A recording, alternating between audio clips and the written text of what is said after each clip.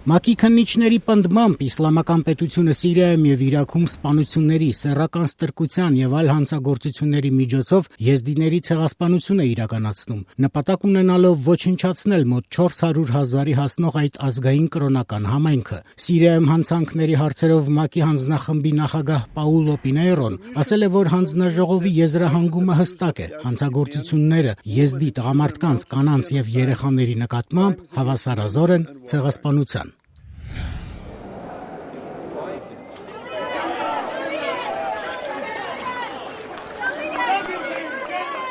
Հունիսի 19-ին լրանալու է Լոնդոնում Էկվադորի դեսպանատան շենքում Ջուլիան Ասանժին ապաստան տրամադրելու 4 տարին։ WikiLeaks կայքի հիմնադիրը հայտայտել եւ համաշխարհային հանրության համար մատչելի է դարձրել Միացյալ Նահանգների պետական դեպարտամենտի եւ այլ գերատեսչությունների 100,000-ավոր գաղտնի փաստաթղթեր։ Մոլորակի ուշադրությունը գրաված առաջին բացահայտումներից մեկը Իրաքում ամերիկյան մարտական ուղղաթիռի կողմից մի մեքենա ոչնչացնելու մասին կոդավորված հաղորդագրությունն էր։ Այդ հարվածի զոհ էին դարձել 8 իրաքցիներ, վարորդը եւ Ռոյթերի լուսանկարիչը։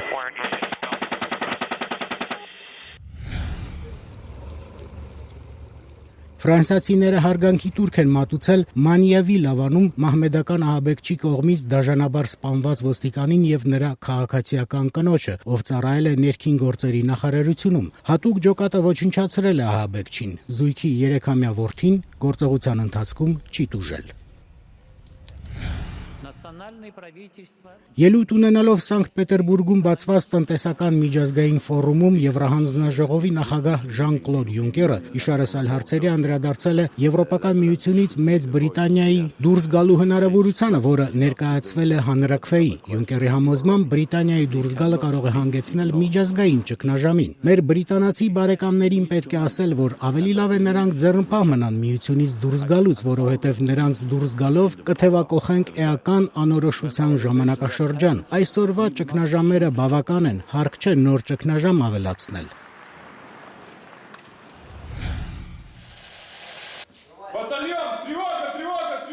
Նախագահ Վլադիմիր Պուտինի հրամանով զինված ուժերի մարտական պատրաստության ստուգման համար Ռուսաստանի բոլոր 4 զինտարածքներում սկսվել են արտահերթ եւ նախապես չհայտարարված զորախաղեր։ ՆԱՏՕ-ի գլխավոր քարտուղար Յենս Ստոլտենբերգը ասել է, որ նախապես չհասդարարված զորախաղերի անցկացումը հակասում է Վիեննայի պայմանագրին, որի համաձայն պետությունը պարտավոր է մյուս երկրներին տեղեկացնել զորավարժությունների մասին։ Ռուսաստանը պնդում է, որ մոբիլիզացիոն զորախաղեր է անցկացնում ի պատասխան ՆԱՏՕ-ի քաղաքականության։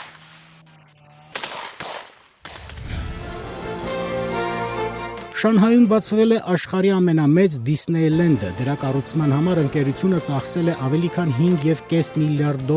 Դիսնեյ ընկերությունը հաղորդել է, որ զբոսայգին ամեն տարի ընդարձակվելու է եւ բացելու է նոր գոտիներ։ Մուտքի տոմսն արժե $368, ինչը հավասար է մոտ 56 ամերիկյան դոլարի։